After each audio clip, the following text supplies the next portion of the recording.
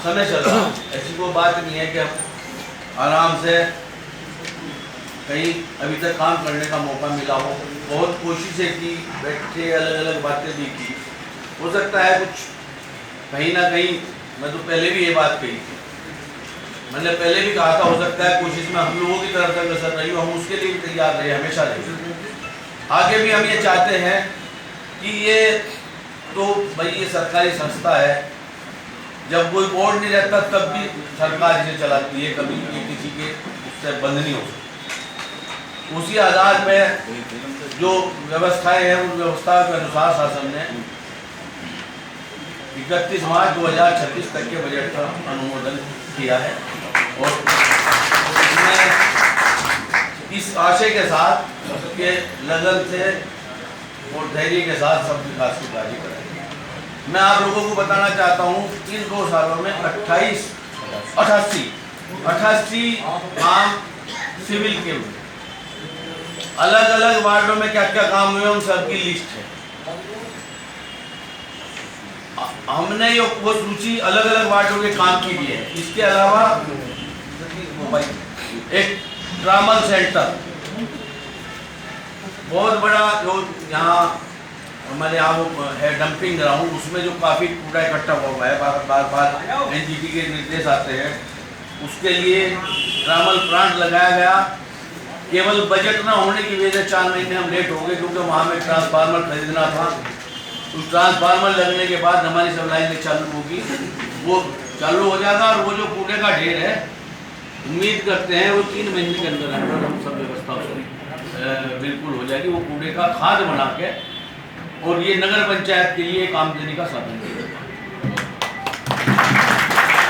समय समय पर गाड़ी कौन सी है, गाड़ी तो डिस्लीजिंग गाड़ी है जो उसके लिए है, शौचालय के सफाई। एक तो डिस्लीजिंग गाड़ी जो लोगों के गड्ढे होते हैं उनकी सफाई के लिए कंसेशनल रेट पर सुविधा के अनुसार नगर पंचायत ने कोशिश की है कि अलग अलग रेट लेते थे, कम से कम रेट में वो सुविधा उपलब्ध कराई।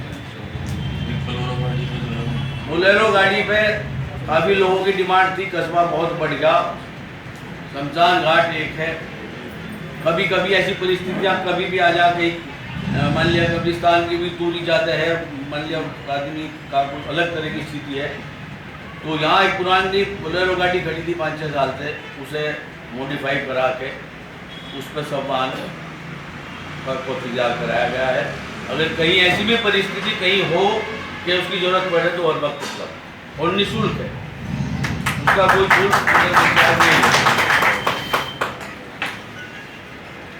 उसके अलावा एक ये स्कीड लोडर बोल रहे हैं ना, स्कीड लोडर एक नई तरह की मशीन आई है और इसमें बहुत सुविधा है। इसका एक इम्प्लीमेंट्स और हम लेने जा रहे हैं, वो आयात किया जा, तो उनसे हमने बात रखी है। इसमें एक बहुत लंबा करीब 17 फीट का एक वो बकेट लगेगा और कहीं भी नाले के अंदर से कहीं से भी सारा वो रब निकाल लेगा और ये बहुत छोटी से छोटी जगह भी जा सकता है। एक वो लिया।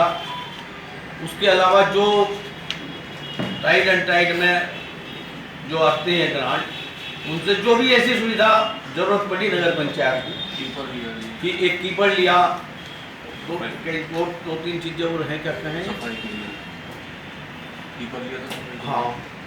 और आगे भी ये कोशिश होगी, मैं आप लोगों से वादा कर रहा हूँ सबके बीच में, कि 2 ढलावगढ़ जो कस्बे के बीच में, एक नगर पंचायत के सामने, और ये सही बात यह है कि हम लोगों के लिए शर्म का विषय है, 1,500-2 हज़ार बच्चे जहाँ पढ़ते हैं और सच में उन लोगों के बच्चे हैं जो किसी अच्छे स्कूल में अपना दाखिला नहीं करा सकते, वो जो ढलावगढ़ है, कोशिश है जल्दी से जल्दी, समय की घोषणा नहीं करूँगा, लेकिन वो ढलावगढ़ बंद करा के उसके लिए वो नई तरह की गाड़ी आती है, वो जो आपने देखा हुआ मुजफ्फरनगर में भी है, वो शिक्षा है कॉम्पैक्टर, तो उस सुविधा को भी जल्दी जल्दी दोनों ढलावगढ़ को बंद करा दिया जाएगा।